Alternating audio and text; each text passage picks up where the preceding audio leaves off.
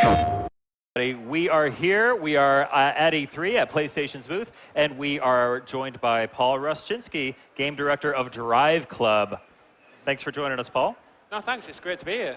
So you guys just had an announcement this morning. You introduced the weather system in Driveclub.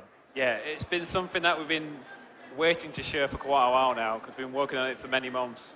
And it's awesome because it introduces rain, introduces snow, but it's not just the fact it's on or off, it's dynamic.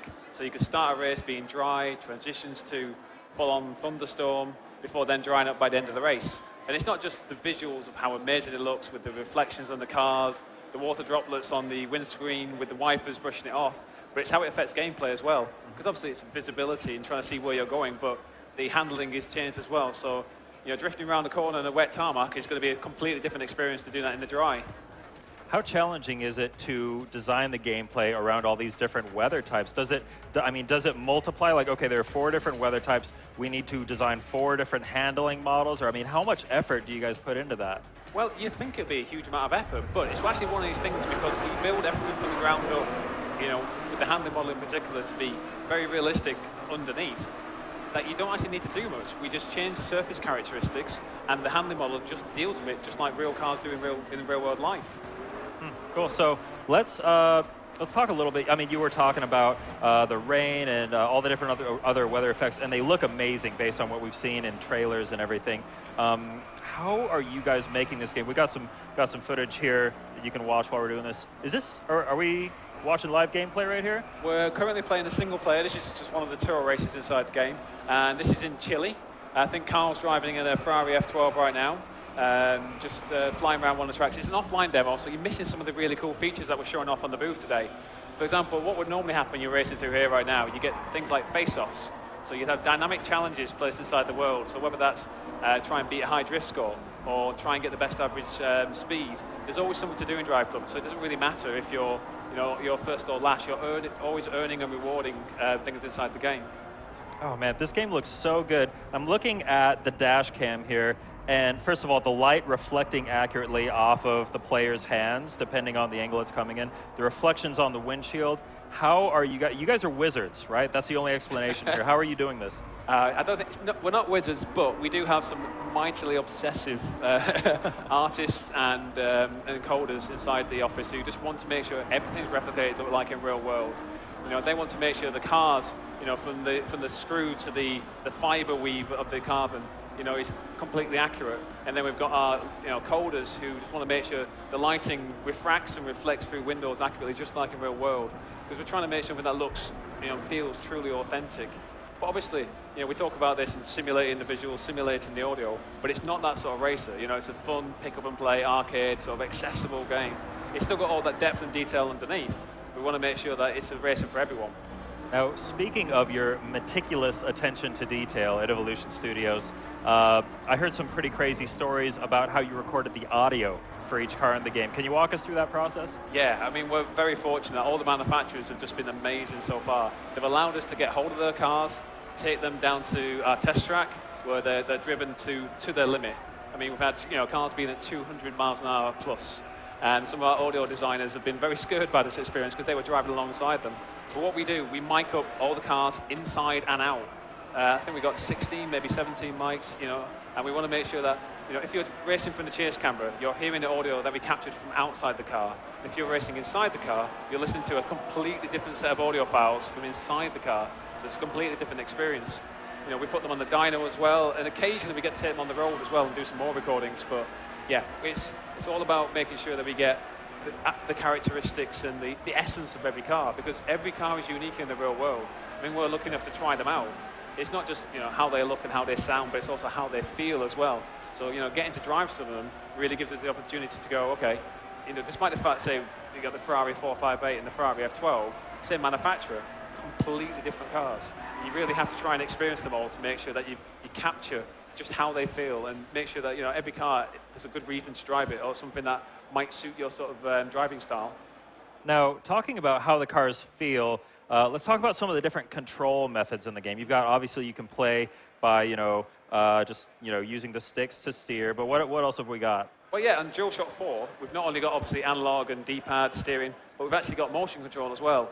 So you can switch it on, and it allows you to kind of steer it, it's just like a steering wheel, but you can actually put it in your lap and just lean to the left and right, and that'll steer as well. I actually played with the motion controls when we had a hands-on event recently, and it feels surprisingly good. I'm usually not really a motion controls kind of guy, but I found that especially when you're in cockpit view, when you can see your hands on the wheel, That's the thing. seeing that one-to-one representation, it really like makes it feels good. connected to that steering wheel, doesn't it, almost? Yeah. Yeah, it's a great way to play. But we've also got steering wheel support, of course. We're working with Thrustmaster right now, and today at E3 we've announced a new wheel, the T300, which is the best wheel on the Yeah, market we've got it by far. actually playable right over here, so if you're at the show, check it out. Yeah, I mean, you can come along and either play the Club Play 4 versus 4 online on the pad, or you can try out, if you queue it for a second time, you can go on the wheel as well. Yeah, cool. So let's talk about some of the locations in the game. You've got a bunch of different locations, all look and play very differently. Can you walk me through just a couple of your favorites? Yeah, well, let's have a quick look what's on screen right now. We've got, this is India. This is, I think, a track called Nilgiri Hills. So this is a long, I think, 10-kilometer point-to-point sort of stage. And, India's about the kind of vibrancy of colour and density of vegetation. And that's so different to, say, the likes of Norway, which is covered in snow, or Scotland, which is quite barren, really, but quite grey as well. And then you've got Chile, which is all about the heat and the mountainous vistas that you've got. And then Canada, which just has millions of trees actually populated. And you've got, like, what we're trying to do with all the tracks is make sure we kind of, again, we visit them, we get the reference data, and we're trying to make sure we capture the essence of each of these locations. So the corners and the types of bumps are completely different for every location that you play within. So you truly feel like, if you've been to these locations in real life, this actually feels like I'm driving in India, for example. Now, one more thing I want to touch on before I let you go is the passage of time system. You can start any race at Driveclub at any time in the day, and then you can actually speed it up. How does all that work? Yeah, that's right. So what you can do as a player, you can actually choose any time of day. So whether that's midnight, noon, 9 o'clock, doesn't really matter. And then you can choose how quickly it actually transitions as well. So you might say, I want it to transition at real time. So a minute is a minute. I mean, you have to play the game for a long time to see a lot of change, but it happens. But then you can change it to 15, 30, 60. And if you set it to 60, for example, every minute, an hour goes by in the game. So that's rapid. So in the case of 6 to 12 minutes, you've gone through a full 90-day cycle. It's extremely rapid. And it's the same with the weather as well. You can choose, whether it starts dry, whether it ends wet, or whether you want to transition back and forth between the two as you race.